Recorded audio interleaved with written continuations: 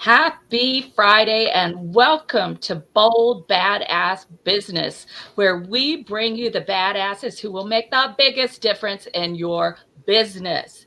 Today, you all, I am thrilled to let you know that Jules Vitality, a social media and visibility expert, currently living in Mexico, but quite the nomad, the global trotter, is here with us and is going to be sharing with you the top five or more social media mistakes that you're making that are costing you business. So, Jules, I just want to welcome you to the show. Hola, ¿qué tal? Hola, ¿todo bien? Qué bueno verlos. Well, I speak English, Russian, and Spanish is getting up there. So anybody who would like to come and get to know me better is absolutely welcome. I do not bite, although it may come across as I do. That's hilarious. Now, I can tell you all, I've loved partnering with Jules for some seminars, met her on the Podcasters Cruise, and she is just outstanding in her field and will help you stop doing that stuff that is not working on social media. We don't want to see your freaking breakfast, people. Don't post a photo of your breakfast. I don't want to see it. You know, who Depends. cares? Depends. If you are a breakfast coach, you might. Jules, I just realized I have this big gob of collard greens in my teeth. Oh my God, you all. Nobody can Those see of you that because we guys we're coming out here. We touched up our appearance today. yes, we are just, yes, we touched it up. How cool is that? I love that. So Jules, let's jump right in. Why don't you tell people first of all, really, what is it about your business that you absolutely love and are proud of right now? Just I love some. the people that I get to meet. And I'm proud that I can take them from where they are in their journey and identify the most effective next steps to get them on the road to where they want to be. I can roadmap and lay out the whole road, but nobody can conceptualize it when they're right here. We can only see a few steps ahead of us. It's just like walking in the dark with a flashlight. Okay. So giving them the first few steps, I find is the best way to go about it. Although I usually like to kind of give them a big picture so that they understand the landscape of social media, running a business online, so that sort of understand which possible directions they can take. And as we zoom in on a direction they want to take, we work on first few steps. And then I love seeing their progress. I love seeing how their content changes, how their social media improves. I love seeing how they start having confidence and showing up, how they start having alignment between their message, their content, and their speaking and their offer. It's just incredible. The rewards of seeing people grow and get their businesses higher up is amazing. And then I'm basically um, encouraged from that to now serve them at that higher level. I'm like, well, I got to step up my game now because they've grown. So I got to grow. I got to keep learning. And I always do so that I can teach them then, how to scale, how to automate so that from the baby steps, we go into serving more people in less time, generating more profits in less time with a less effort, right? So it's like this beautiful blossoming plant that has more and more leaves, and it's beautiful to see a little garden of all my clients grow. I love that. I love that. I'm thinking about Voltaire, the writer, the French writer Voltaire, who said, cultivate your garden. And you're cultivating your garden of clients as you help them cultivate their gardens. And there really is a lot of misinformation out there about social media. There's a lot of posturing on social media. There just are people doing things that are really, I think, abhorrent, like slimy sales trying to contact you. I get so sick of those messages. Hey, what would it take for you to get 100 new leads? And don't reach out to me that way. Not initially.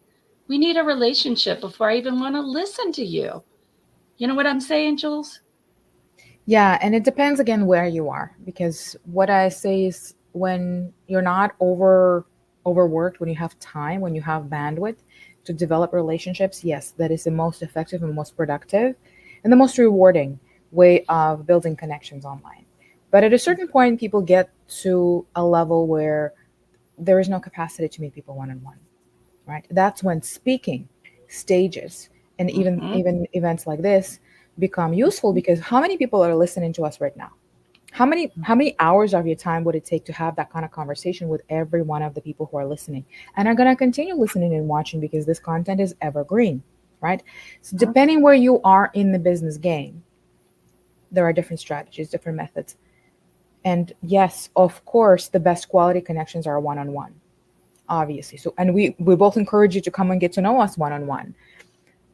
But at the same time, it becomes a lot more focused and a lot more strategic, and it becomes a lot more productive, because when you are in the game for some time, you figure out what kind of connections you're looking for, right? You get to know your niche so well that you know who is your potential client and who's just wasting your time, Mhm. right? So all of that comes with experience and from with Jules, coaching, because you work with coaches, I work with coaches. We learn and we pass that knowledge to people. exactly. We pass on the ways to avoid all the fuck ups we've had, right? Mhm. All the mistakes. If y'all don't like the word F up, well, it's real. I'm just being real with you. I mean, when we're in business, I've been in business for 23 and a half years. You've been in business for a long time, Jules. How long? Well, I've been an entrepreneur only for about 3 years, but prior to that, I was a serial entrepreneur on top of my consulting business and corporate career. Yeah. So I guess, including the consulting business, I would say probably a couple of decades. I love it. Yeah, you don't look that old. Neither one of us does, especially when we are so touched up here on StreamYard. Hello. Anyway, you all, that we're gonna have fun. Like, if you don't like to have fun while we also talk about business, this is not the program for you. So just go find some boring ass business show that people talk in monotones and don't share anything real. But Jules, I think you have just. Oh, by the way, Jules looks like Sandra Bullock. For those of you who are listening, she really does. Remember that was the first thing I said to you on the Yeah, podcast was especially when I Cruise. had You look darker better hair. than Oh my Sandra goodness. Bullock. I got Better I than. got that Better. all the time. Yeah, Yeah. it's true though. It's really true. But you look better than. She looks like you, Jules. Sandra Bullock looks like you.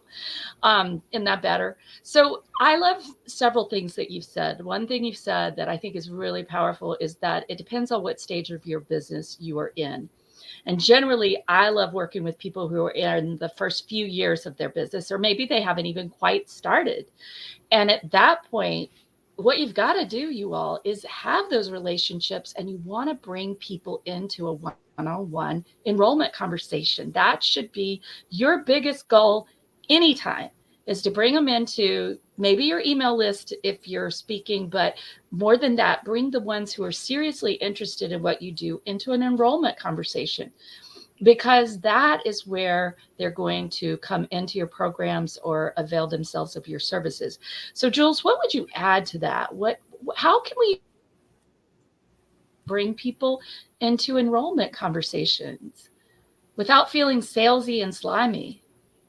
Yeah. So again, I think that is something that I would like to add a little bit of padding to. The enrollment conversation is definitely part of a three-step shortcut formula, especially for those of us who are starting out, or those of us Yep. who only primarily serve one-on-one.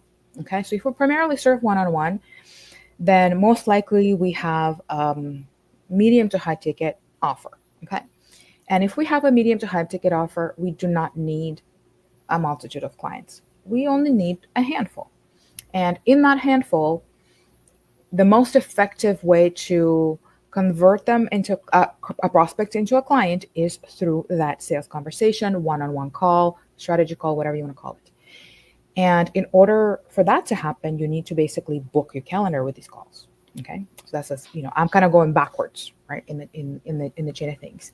And then how do you get those calls into your calendar?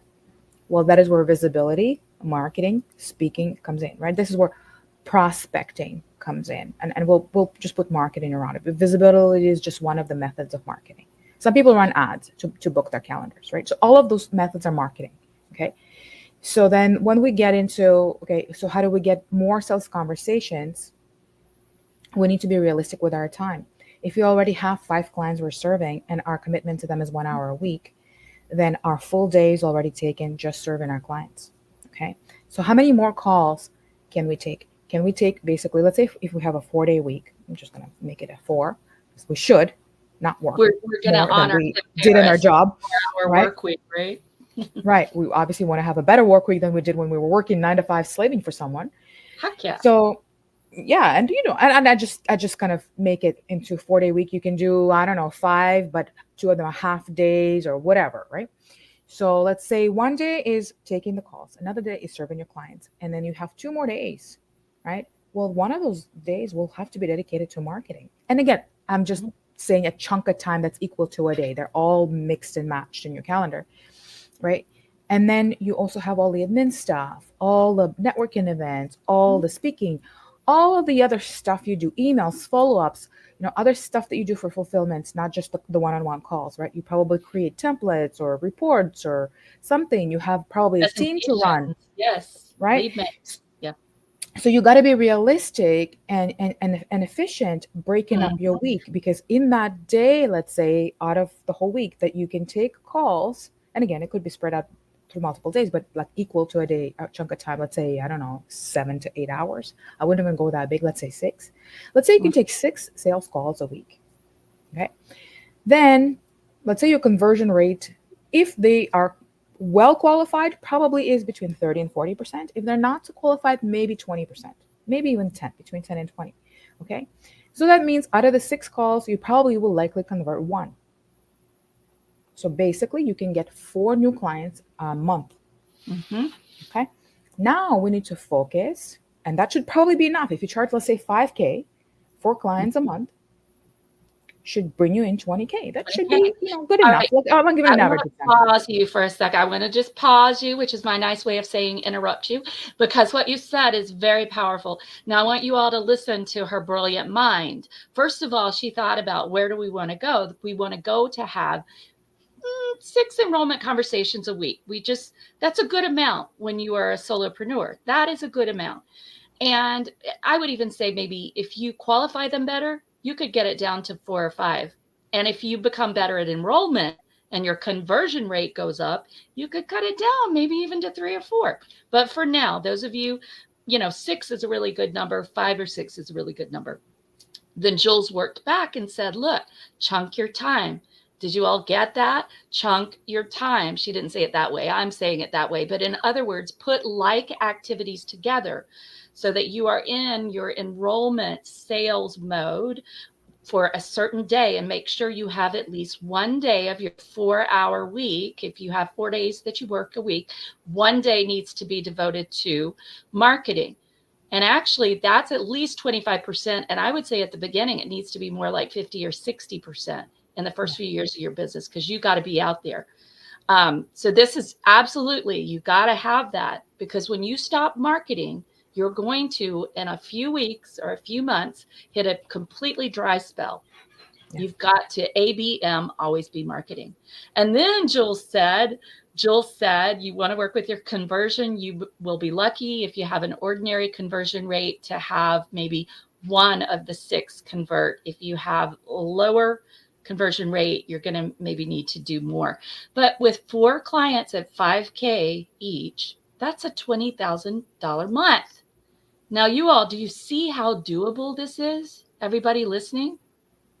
How doable is this? Completely doable if you take those steps and if you track your activity. So let me ask you this, Jules, because I know we're talking about the top social media mistakes. All right. So what would be the mistake here? Not inviting people to enrollment conversations. Mistake here. Yeah. Right. Understanding this flow, first of all, that's why I wanted to lay it out, is super important, because anything that moves people into this flow and along this flow should be reflected in your content, in your speaking, in really in anything you do, because your marketing should be laced with getting people through this.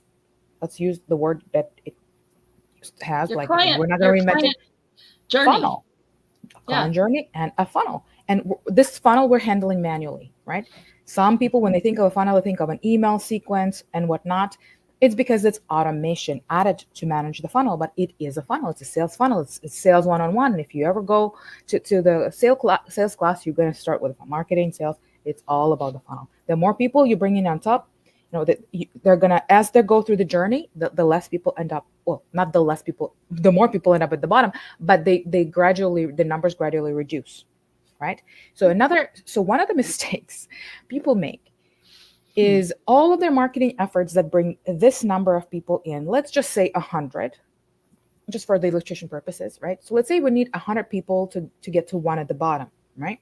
So these 100 people who say no, or who are not ready to buy, or who are not ready to buy at the moment, or who don't have the money to buy at the moment, or add whatever other objections or excuses they might have, what do you do with those people? Most people lose them. They Yes. literally just move to the next possible yes. Okay. Well, one of the things that I absolutely encourage is to have some sort of a holding ground for these people, to nurture them. And if you do not nurture them, those are like the seeds. You know how like you plant a bunch of seeds, only some will sprout. Okay. But some can sprout later. One time I bought cactus seeds in Arizona, and I put them in the pot. And like a year later, the pot did not move. The same earth, the same everything. I'm like, Wow. these seeds were garbage. And I used the pot to put something else in it, like I bought a plant and I planted it there. Well, what do you know? Like months later, I start having all these cactus plants popping up at different times. Different cactus. That's a beautiful metaphor for it, because, everyone is different. And if you take somebody who, for example, is a promoter like I am, we make fast decisions. We're like, hell yeah, put me in. And we pay in full. We don't worry. But people who are more analytical take a lot more time, and they sit back and they think, and there's nothing wrong with that. It's just different. And so we've got to have I like your holding, what did you call it? A holding, Ground. it's like a Holding ground. container, a holding ground, or Container, a yes. nurturing ground, where you're just watering, you're fertilizing, you're connecting, you're providing value, you're showing what you can do, you're helping them, and you're staying in touch. You're not doing the Ariana Grande School of Business, which is thank you, next. Right? And the beautiful part about this is you automatically upgrade yourself to be a Yes. community leader. You become a tribe leader. You become an authority. Yes. These people now are observing you. They're growing in their know, like, and trust factor, Yes. liking you more, trusting you more, seeing you as a credible content creator, teacher, and so on, because you continue doing your things, right? You continue posting, you continue doing events, whatever it is you do, right? Your publicity, you're showing up with, here's my book, or here's the last time I got interviewed. You're presenting things that add to your credibility. And some people that are more nurturing, their personality types, there's a lot of them, but analytical is one. It's basically like the doctors and the engineers. And then there are the social ones. And the social ones want to feel the connection. So for them, it may simply take time. It just may take time. They may not really need any specific information or persuasion. It's just a matter for them to feel comfortable and familiar with someone. It's like developing a relationship, right? Connection.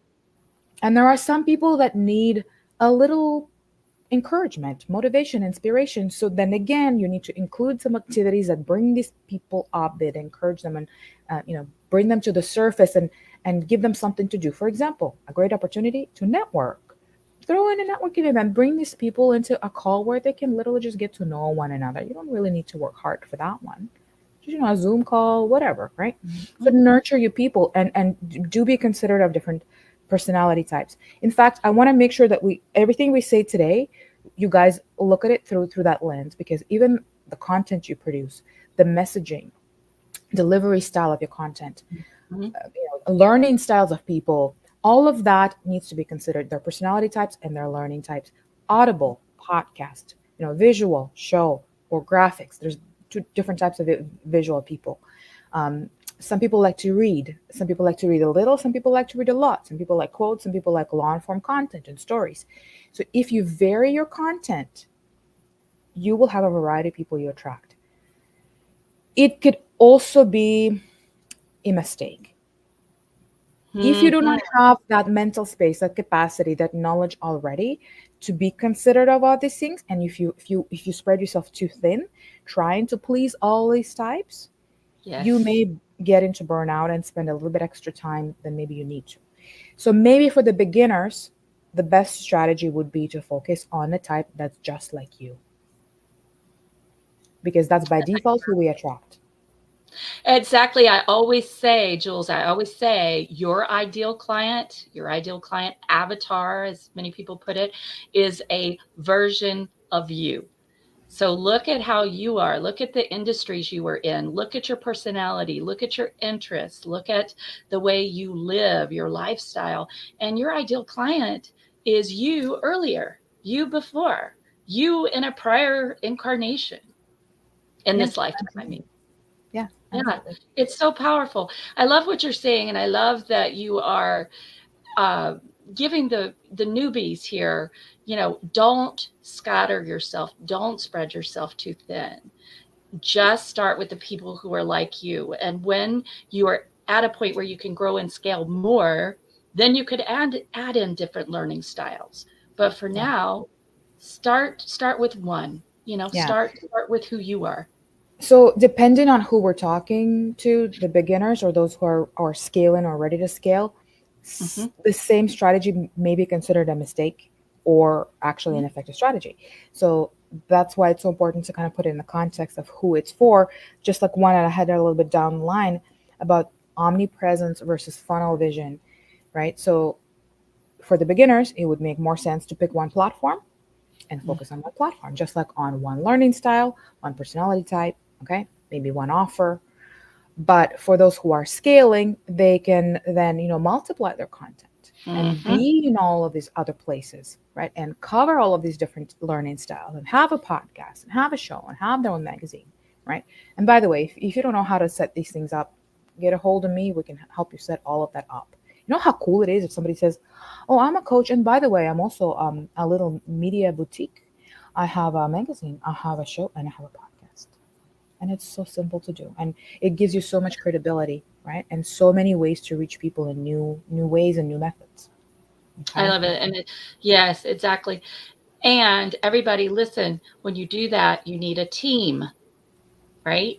And this is something that I think so often in business, we wait too long to get the team in place. You need a team, but you need a team that is appropriate for what you're trying to do. But I like what you're saying about choose one platform when you're a solopreneur, just working by yourself, basically with maybe your tax person and a few other people who work for you upon occasion. Start with one platform, or just be like me. Choose the platform you really like, which I do. I am on YouTube and I am on LinkedIn, but man, I'm not on Insta. My VA's on Insta, and I'm on Facebook because I like Facebook. Facebook is for me the social media of connection. So that's where I hang out. Hmm. That's where most of what I do. That's where I filled the Make It Happen Mastermind the first time in just like 5 or 6 days. It was Yeah. through Facebook and calling people who showed interest.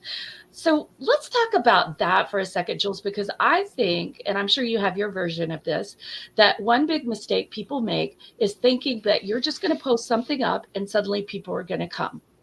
That's not true, you all.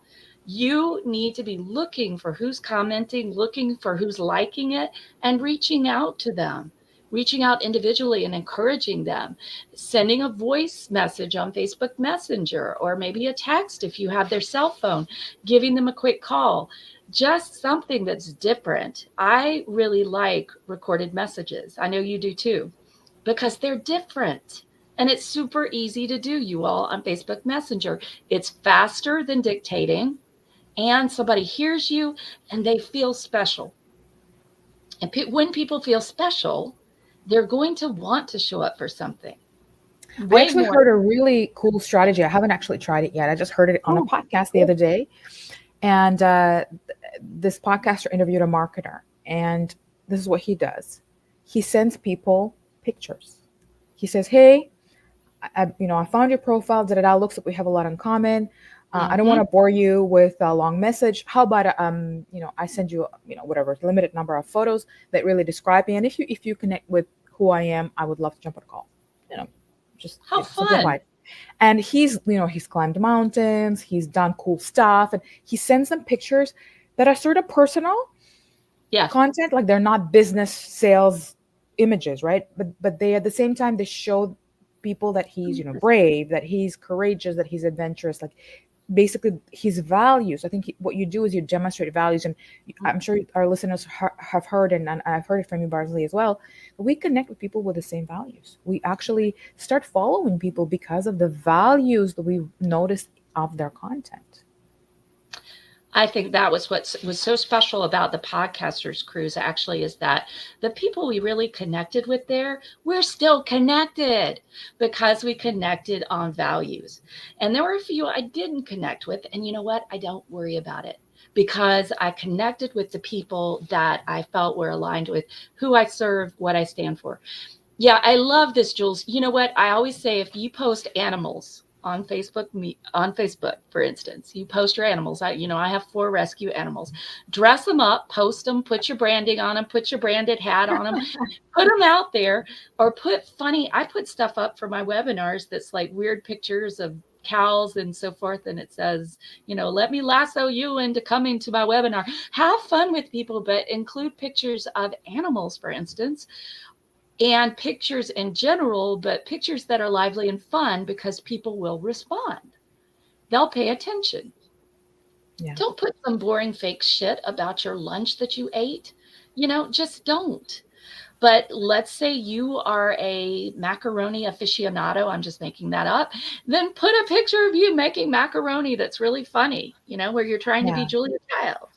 One of the ladies in one of the coaching programs I'm taking, one of the coaches, she basically says you can post anything as long as you link it to your business, as long as you make a lesson out of it, as long as you connect it to either something you sell, either something that speaks to your client, like somehow connecting it to something. And I was just giving an example of a coach, another coach in the same program, that basically, let's say if he's in a crowd, let's say there's a festival or something, he'll just literally just pull up his phone and either go live or record a quick reel, and he'll just say, hey, and the sound quality is horrible and everything like that, but that's his style. And he'll just go, guys, you see, I'm in a crowd, and if only I had a logo of my business in the back of my shirt that said, get in touch, how many clients would call me or whatever, right? So he always connects it to business. And that's his thing. Like, he literally walks around, he said, and he'll look for things like, how can we make this more for marketing or for visibility? How can we, turn this opportunity into that? And he'll give you the randomest ideas. But that's the cool part about it. You can't post random content as long as you know that it's relevant somehow to either your business or your clients. And it shows what you're doing and where you are. You know what made me laugh so much, Jules, while we were on the Podcasters Cruise, is that I did a little tour of our the cabin I was sharing with Tony Kaufman. I did this tour, and more people watched that. And it was just like, here I am at the Podcasters Cruise, and here's some of my roommate, Tony Kaufman. This is her stuff over here. And then here's the balcony. We're enjoying this every morning for coffee before we go to our sessions. And so it was related to my business, but it just made me laugh. So many people watched it, and they said, oh, I just love that video. Really, you all, be you, but also have fun with it. I was getting this vision as you were talking about him, Jules. I was thinking, wow, I'm going to have to go into a public toilet and do a video of myself and say, oh, I wish I had a Sharpie so I could write my information on the wall. But, you know what? You will get a lot of views. You should totally do that, girl. You got to captive I dare you. It's a dare. I'll do it. Listen, one of the places that I presented over and over and over down at I always would go on vacation and present for them, which was fun. I would present and then go on vacation in this gorgeous coastal town. And I literally went to the restroom one time in between presentations I was giving, and they had put stuff about the Small Business Center right there on the walls of the stalls. And I said to the director, you are freaking genius. That is so smart. Yeah. So listen, you all, this is the guerrilla marketing, guerrilla, not like in the zoo, guerrilla, like Guer. Guerrilla marketing at its best is when you do something that's so different, and it's not the same old. And you don't want to be completely outrageous, but do something that's fun and different, that takes people to a different place. Like, take them to Puerto Rico with you on your cruise, or take them to behind the scenes in your office, show them your filing system, or show them whatever, your mascot for your business, your furry mascot. I've got Yeah, mine over absolutely. here. You want to see him? Want to see him, everybody? This is Buddy. Buddy, where are you? Buddy. Oh, gosh, you could only see his feet. Buddy. Oh, well, he's huge, but you only see his When you feet. don't want them, they come right in front of the camera. So just give it a minute. Yeah. No, he's doing his favorite hobby, which is sleeping. Oh, You that's all. my favorite hobby too. Yeah, that's my teenager's favorite hobby for sure. You know, oh my God, I got a taser. I think I'm gonna have to use it on her. Anyway, I'm just kidding, you all. Somebody's gonna be like, "Oh my God, she uses a taser on her daughter." That's a joke. So, Jules, I'm hearing from you that we should really use video too. That this is a mistake a lot of people make. They don't put visuals. They don't put video. They don't put photographs.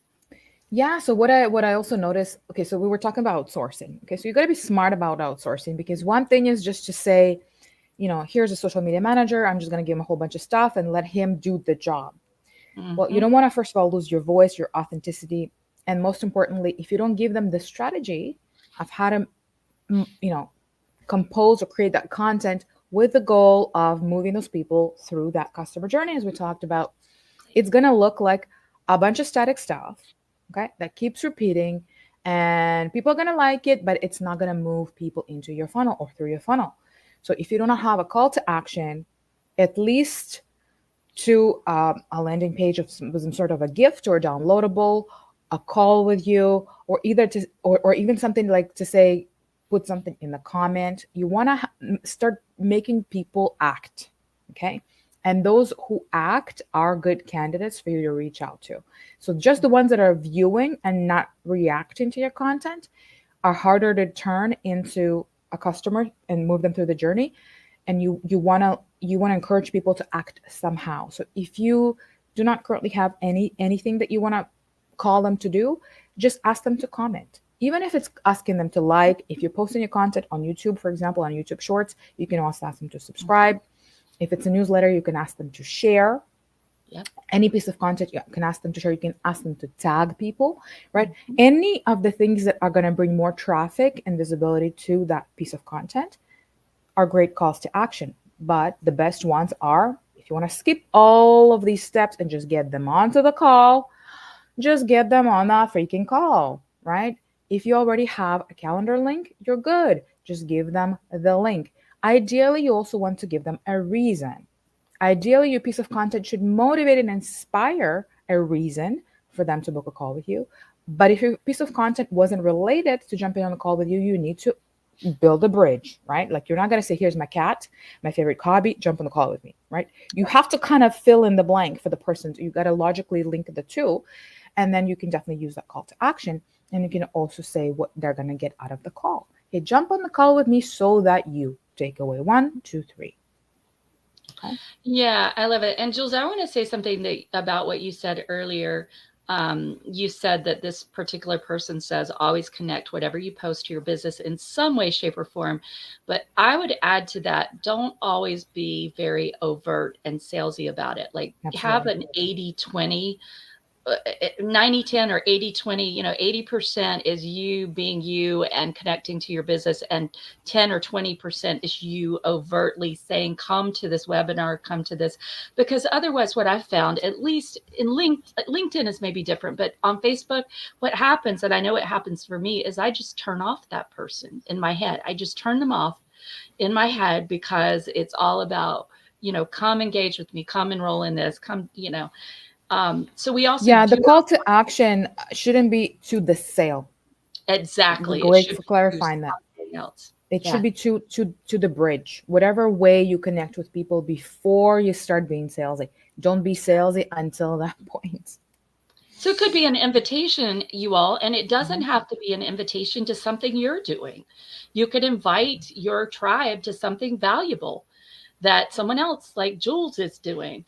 And anytime you provide value to your people and generosity to your people, you can introduce people. For instance, anytime you provide value and generosity, you become unforgettable in a good way rather than a slimy way.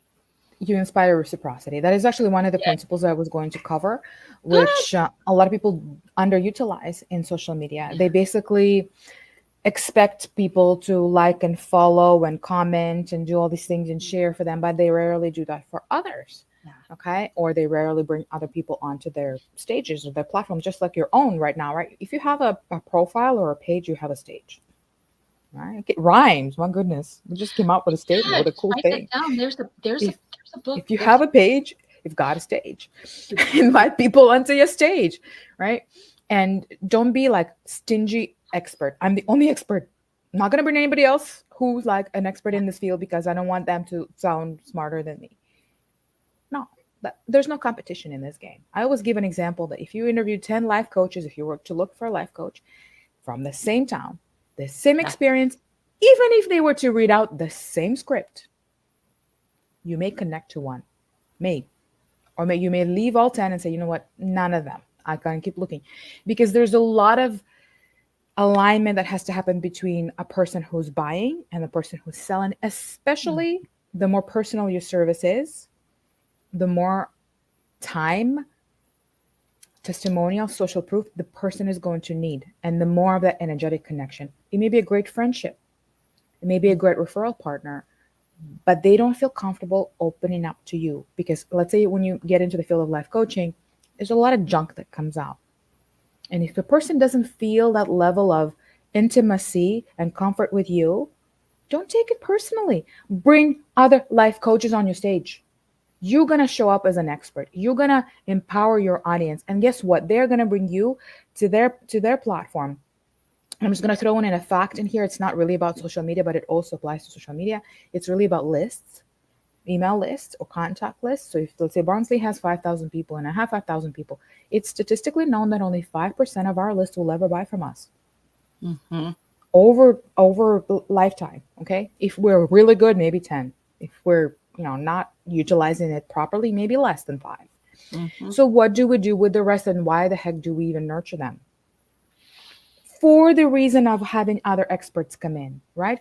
For the reason of using that now as our digital asset, right? It's our stage. These are our followers, our newsletter readers, right? They open our emails, they come to our events, okay? So why be stingy? 95% of these people will never buy from us. And 95% of the other person is never going to buy from them. That's where the collaborations, joint ventures, and partnerships become so fruitful. And that's why it's important to grow your list and your audience. The same principle applies to your audience, although it's a little bit harder to track those numbers because they're in different places. There's followers, there's people who like you, and all these kind of things. But we can apply statistics like that even to your following. So if you have a stage, let's say you have 5,000 followers, bring other people onto that stage. Let them benefit from that stage, and you can swap stages. You can go on to that person's stage and benefit from their 95 because maybe energetically some of them will click with you. Exactly. And you know what, Jules? I just said to a client of mine, one of my clients in the Make It Happen Mastermind coaching program, is she said, I'm going to connect with 3 pie in the sky people off LinkedIn, people she really wanted to meet who she'd followed for years this month. And I said, well, that's great, but what are you doing for them? How are you helping them? I want you to stand in the fact that you are going to, who are these people? You are going to serve them, not just by saying, I love your work, because everybody does that. Everyone says, I love your work. If you're a big guru, right? They're like, I love you. You're so great. I follow you. Who gives a shit? Give them something. Yes, I said the bad SH word, but give them something, like have them on, as you said, if you have a page, you have a stage. You can have them on your page. You can interview them. You can connect them with another high level person. You could send them a copy of your book as a thank you, but just do something that isn't what everyone else is doing and serve the big person. But because I guarantee when you serve the big person, when you serve the greatest thought leaders in your area, your visibility is going to go, and your energy too. Yeah. And you learn something along the interview. That's how, when I started in the podcaster space, I was still battling with mental health and I was attracting coaches that were unknowingly, I did not advertise any of this, Yeah. sharing their life experiences and what they've learned. And I was like, oh my goodness, that's for me. That's for me. And I'm like, Mm-hmm. I'm healing through these interviews. So the universe works funny ways. It connects us with the people we're meant to meet, whether they're a blessing or a blessing. That's another situation. A But either way, blessing or a open. what? Blessing. Oh, blessing. Okay.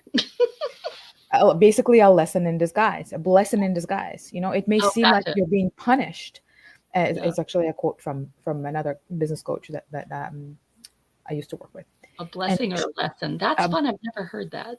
yeah, because you know what? Like, if we open our mind to look, well, you know, the known expression I think is every problem has is an opportunity in disguise, right? Hmm. It's the same idea that if we open our minds to an opportunity to make mistakes, to do something when we're not perfect, okay, and to even be criticized, be bold, be courageous, like, you know, be unique, be authentic.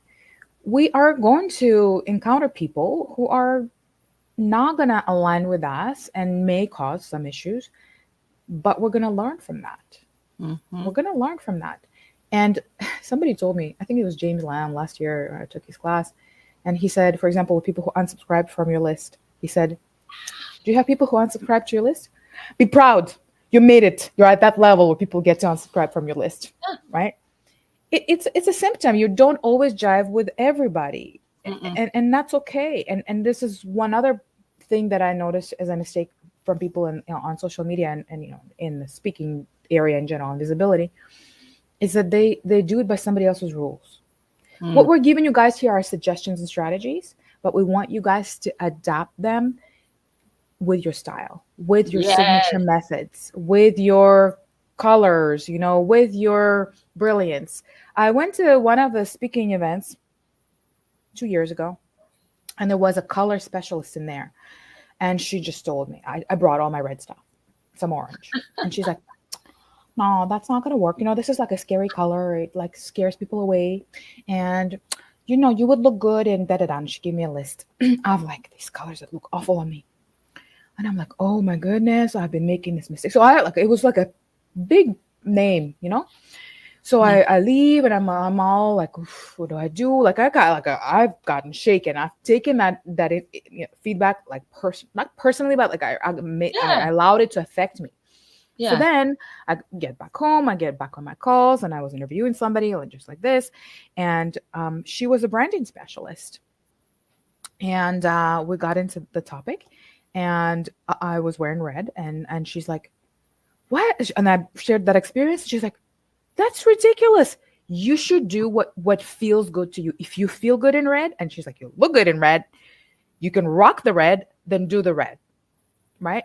So stepping into your authenticity is so much more important than doing something by the book, than doing something by somebody else's rules, or even following a coach. Two coaches will say things that will contradict each other. Not Yeah. every coach agrees, right? So you got to filter all that information in, take what feels good, try it out, you know, look at the analytics, drop the activities that don't produce results, do more of what produces results, and adapt. Being adaptable, trying new things, pivoting. Another mistake people make is they're scared of pivoting. Oh, Mhm. that means I'm gonna have to create a new logo. Oh my goodness. That means I'm gonna have to change the font on my page. You know what? Again, another another issue, we're bringing them all kind of in the bucket here. Consistency between all, if you do decide to be omnipresent and if you do decide to have presence on multiple channels, and that includes, for example, your website, Mhm. your you know, messenger, if you have a messenger, your the picture you show on, let's say, if you use like a WhatsApp or anything where you're you know, what do you call it, headshot is showing, Yeah. okay, Mhm. the speaking you apply to, summits you apply to, your speaker kit, your all of your social media pages, all of your Facebook groups, all of the stuff where you show up, use the same headshot, guys. Use the same headshot. It's not rocket science. You do not have to create a portfolio of images, and you can take one Yeah. literally in front of your screen, you know, do something nice for the background. Mine's not a good example. And you know, take a good photo and use it, because you will be recognizable. And just like repetition helps us Mhm. remember, the same image helps us recognize. So when I go to LinkedIn and I'm looking, and also obviously a basic, super basic principle, but a lot of people don't understand. They use different names. They spell their Mhm. names differently. They use a short version here. They use a middle name there. They use you know, they use doctor in one and without doctor on the other. But doctor is like the little one.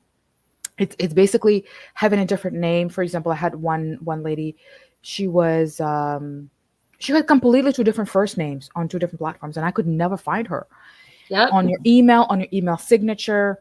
Okay, all of these things have to be consistent, Keep it and your consistent. color palette has to be consistent. And I'm not saying hire a designer, create like, this brand kit. You don't have to. Just pick like a color theme. If you are into brights, just use the brights. If you are into pastels, use pastels. If you have like certain colors, it's good to have some sort of an image that inspires your brand, and maybe have it somewhere in a visible place. So when you are creating content, you can kind of pull colors out of that image, but you don't have to have it professionally done. Okay. Consistency. Overall, your brand has to be recognizable. A set of fonts that are recognizable. Again, doesn't have to be specifically exactly the same on all of the pages, because sometimes you don't have that ability to play with fonts. But don't just go anal with all of this stuff, because people spend, you probably will confirm that, Barnsley, especially the new ones, they spend months getting stuck in that mode of Yeah, they're designing their just brand. procrastinating on making money. That's what I say. That's just an elaborate form of procrastination. You don't need to do it. I don't let my clients do it. We start generating revenue immediately. You don't even need a website anymore, UL. You can have a Facebook page. You can even just send people to your LinkedIn. So I want to say something about what you said, Jules. That is so true. The consistency piece, because it creates trust. It creates confidence. It's the same kind of thing that wherever we go in the world, if we have a Coca-Cola, we know it's a Coca-Cola, right? We know very clearly what it looks like, and we know what it is going to taste like, even though they taste a little different in Europe, I will say. So you want to have consistency, because that creates people trusting and coming back over and over and over again. And you want to make sure that all of these things, these colors that you use, your color palette, your favorite fonts, the way that your images look, the kinds of people that are in your images. I know I tell my VA all the time, lots of women of diverse ages, diverse backgrounds. I don't want you putting little white women who are only 20 years old in my stuff, because that is not my audience. I want diversity. I love diversity, and I want it in age, race, everything. So have a style sheet that as you decide these things, you put it in there, or if you have a virtual assistant, you have them put it in there. And then you can have that style sheet. And when someone comes on board to work with you down the road, you'll be able to say, and here's our style sheet. Here's our social media style sheet. And that is going to help create the consistency without you spending so much time training every single person. This is Yeah. something I learned late in the game, and I would say to everybody, do it from the beginning. Your life will be so much easier. Yeah, I get my clients who are hiring our VAs. I get Mm, them to put all the stuff in a folder, and so that VA can yeah, always access it. Their articles, any information that shows their everything. voice, any images they like, these kinds of things that you're saying, the style sheets. Because once you have a folder, and it's good to have it even if you have a VA right now or not, you're Yeah, organizing stuff that's related to content, and also that's related to AI, because you can use all of these articles and feed AI your personality. And then when you use AI, the edits that AI produces are based on your voice so much more than if you were to just type in something into ChatGPT. Right. So it's good to start collecting all this information as you grow and you get ready to hire a team. And we can set you up with some teams here if you guys need it. But it's good to just start putting that stuff together, because what I find is the minute people decide to hire a VA, they go, what do I need to put in I know. place? And then they get scared. They're like, I don't have any of this. Well, you don't have to have any of this. Just start. But the more you have, the more the other person is going to know you and about you and Yeah. represent you. It's not mandatory, but it's good even for you to organize this stuff. Because, for example, you're going to go and apply to a speaking event. Well, you already have all the stuff in one place. You can go pick Yes. the bits and pieces, right? Another really cool tip I teach my clients to do is document your live appearances like this, Mm-hmm. your podcast interviews. Anytime you did you know um, a magazine article for somebody, or wrote a chapter for a book, or whatever, document that stuff, because you're going to use that later in applications to speak, and even in content. Every one of these pieces of guesting on somebody's platform can be used in so many different pieces of content. And when you are like dry on what do I post, Just go into that spreadsheet and pull something random out, put a random Yeah. clip, and you can even rewatch it and get re-inspired, and you can even create a content just based on rewatching something. Exactly. And you can turn that, if you have a video, you can turn it into articles, blog posts, posts for social media. You could turn it into a lead magnet. You could have it be a chapter of a book. I mean, there's so many things that you can do. You can repurpose a video into a million different formats. And that way you're making the best use of it. And you don't have to sit down and come up with a new idea every time. This is such great advice, Jules, to actually keep track of every single thing you do, every place you guest. I keep track of every guest I have, how to keep in touch with you all so that I can do all sorts of things to continue promoting you beyond just this show.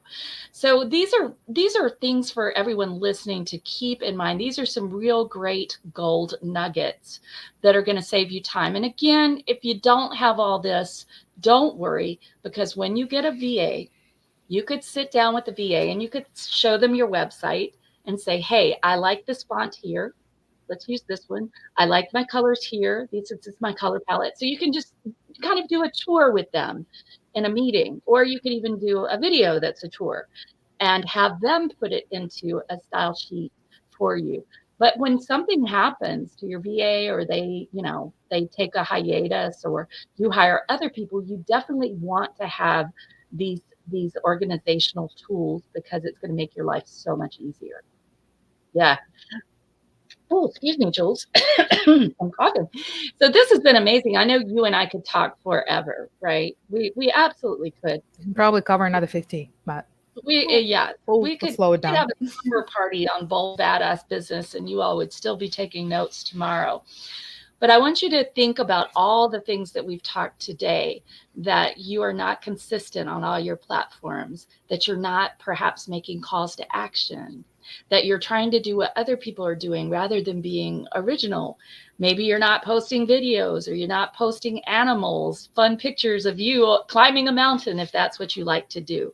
Maybe you're being way too salesy and trying to take people right into a sales funnel, or right into a sale, instead of having them go through the client journey that Jules outlined so powerfully at the beginning.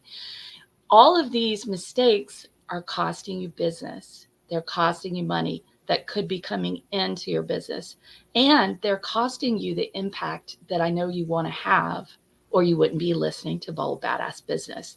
So Jules has a freebie for you all. And by the way, all the freebies for all the episodes, this is thousands of dollars of freebies, you all, you can get at bit.ly/free from Dr. B. And that is spelled FREE, like free from Dr. DRB, as in Barnsley.